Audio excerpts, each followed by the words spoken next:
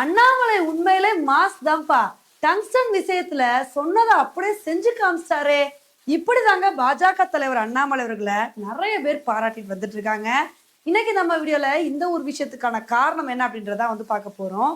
தமிழக அரசியல்ல கொஞ்ச நாளா பேசு பொருளா மாறின விஷயம் என்ன அப்படின்னா, மதுரையில டங்ஸ்டன் சுரங்கம் வரப்போகுது அப்படின்றதாங்க. இதை எதிர்த்து நிறைய பேர் போராட்டம் பண்ண ஆரம்பிச்சிட்டாங்க. ஆனா இப்ப நம்ம மத்திய அரசு என்ன சொல்லியிருக்காங்க அப்படின்னா, மதுரையில டங்ஸ்டன் சுரங்கம் வராது, இந்த ஒரு திட்டத்தை நாங்க தொடங்க போறது இல்லை அப்படின்னு இது மாதிரி அதிகாரப்பூர்வமா அறிவிச்சிட்டாங்க.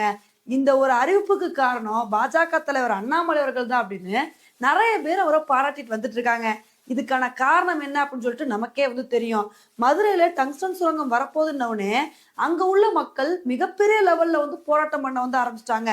எக்காலத்து கொண்டும் இந்த இடத்துல நாங்க டங்ஸ்டன் சுரங்கத்தை அனுமதிக்கவே மாட்டோம் அப்படின்னு பெரிய லெவல்ல போராட்டத்தை முன்னெடுத்துட்டு இருந்தாங்க.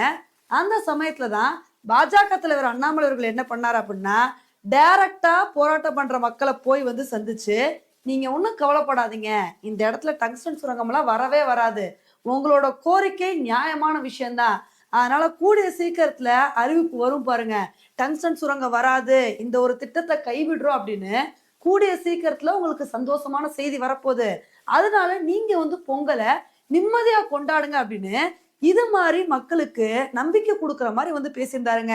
இப்ப இதை தொடர்ந்து என்ன இருக்கு அப்படின்னா, பாஜக தலைவர் அண்ணாமலை அவர்கள் டைரக்டா டெல்லிக்கு போய் மத்திய அமைச்சரான கிஷன் ரெட்டியை மீட் பண்ணி பேசியிருக்காரு.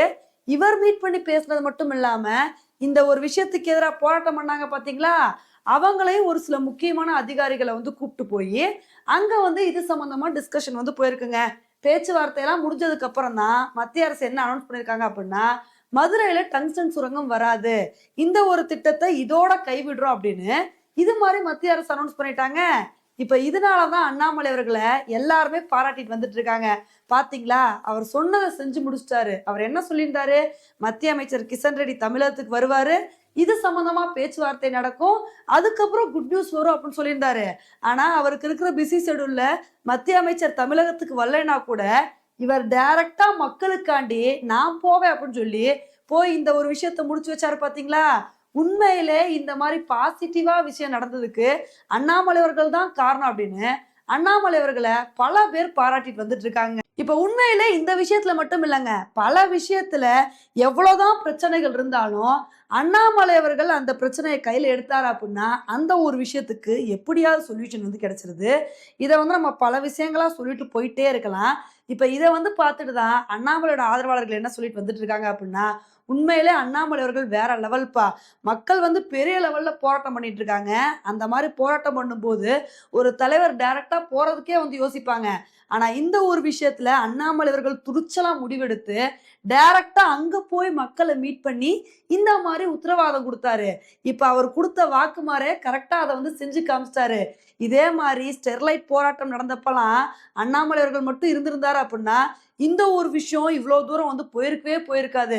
பரவாயில்ல, இப்ப அண்ணாமலை அவர்கள் மட்டும் இல்லாம இருந்திருந்தாரு, இந்த டங்ஸ்டன் விவகாரமும் ஸ்டெர்லைட் விவகாரம் மாதிரி பெருசாதான் வெடிச்சிருக்கோம்.